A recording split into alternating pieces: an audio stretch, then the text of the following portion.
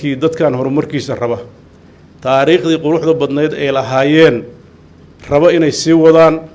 ha ka waantoobaan in ay xukunka ku raadiyaan si guracan dowladdan aan mas-uulka ka ahay madaxda ka ahay madaxweynaha ka ahay waxaan diyaar u nahay tartan shariifa oo bannaanka yaalla ninkii ku fakaraya inuu xoog wax ku raadiyo ninkii ku fakaraya qabyaalad inuu wax ku raadiyo ninkii ku fakaraya dacaayad iyo dad kale inuu wax ku raadiyo ninkii ku fakaraya dadkii shalay Puntland la dagaalamay ee burburinayay ee meelaha kala jiray inay maciin ka dhigtaan intaasba waa iga talay ka digtoonaada si memberkan ah waan igala talinaya Puntland waa waaraysaa waa jiraysaa waa joogaysaa taariikhduna waa qormaysaa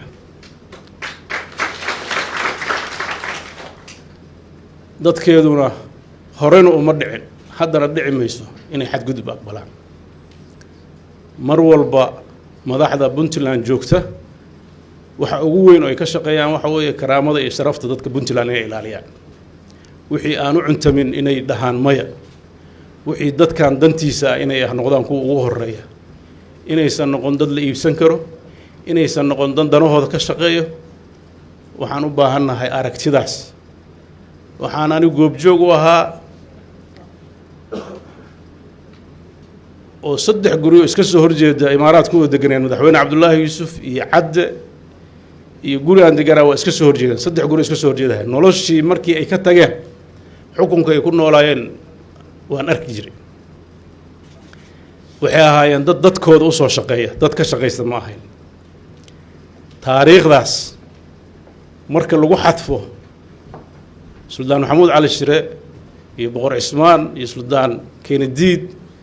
iyo Sayid Maxamed Cabdulla Xasan oo kulli wax walba intii loo ballan qaaday coloniskii markaa jira ma yiri waxaan u baahannahay dadkan karaamadooda iyo sharaftooda in la ilaaliyo taariikhdoodana la qoro cid kastoo diidan baaqi bay ahaanaysaa dadka isticmaalkii reer galbeedka xilliga awoodda badnaa ka diiday wax khaldan cid kale oo laga yeelayo ma jirto kolle inta aan joogo marna suuroomayso taariikh khaldan inaan ka tago wax dadkan aan dan u hayna inaan aqbalno ma suuroomayso marka waxaan rajaynayaa waxa danta ku jirta aan ka wada shaqeyno saasaa danteena iyo jiritaankeena ku jiraysaa waa mahadsantihiin wassalaamu calaykum warahmatullahi